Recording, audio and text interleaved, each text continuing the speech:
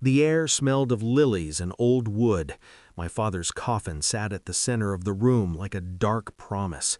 People murmured in black, their voices low and trembling. Then she said it, my sister-in-law, sharp as glass. "And of course my brother's husband will inherit the company. 600 million, all his." The words hit me before my brain could catch them. My stomach lurched, a punch to every quiet memory of trust I'd once had. I blinked, pretending calm, but inside, the world was tilting. Behind the floral arrangements and polite condolences, a storm had just begun. I looked at the coffin, and for a heartbeat I could almost see my father's lips twitch in amusement. Because he always knew, I thought, he always knew that my brother, my own blood, would choose greed over honor. The funeral hall smelled like damp earth, like sorrow fermented in the corners. Velvet drapes swallowed the light, shadows pooling over polished floors. People shuffled, bowed, whispered. My husband's hand found mine, tentative, protective, but my mind was elsewhere. Every polite smile around me was a mask, every nod a potential lie. I remembered the dinners where my father's laughter had filled the room, and how my brother would sit silent, calculating. The way he leaned in during conversations, pretending to care, nodding with rehearsed affection. That facade had cracked years ago, but I had hoped, foolishly perhaps. It started with subtle manipulations, the company meetings he had forgotten to mention, the contracts quietly signed without my knowledge, every small deception a stitch in the web he had spun. He thought I didn't see it, he thought I wouldn't notice, and for a while I pretended not to, pretended loyalty to mask observation. The turning point came quietly, without fireworks. One evening, late, the office empty, I found the first ledger. Hidden accounts, offshore transfers, contracts favoring his secret partners. My breath hitched as I traced the lines, each number a betrayal. Then came the emails, the whispered phone calls recorded on devices he thought mine too trusting to touch.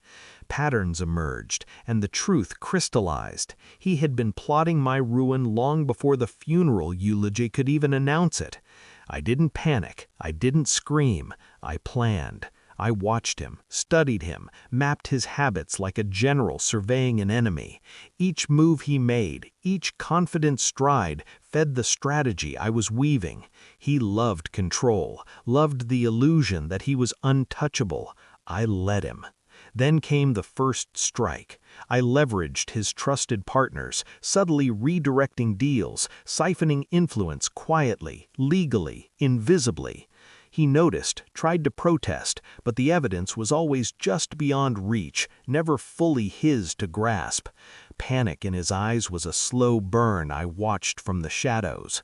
Next, the public face of the company, the shareholders, the board, was gently informed, not by me, by the facts, irrefutable. My brother had mismanaged, manipulated, embezzled. Meetings turned cold, allies disappeared.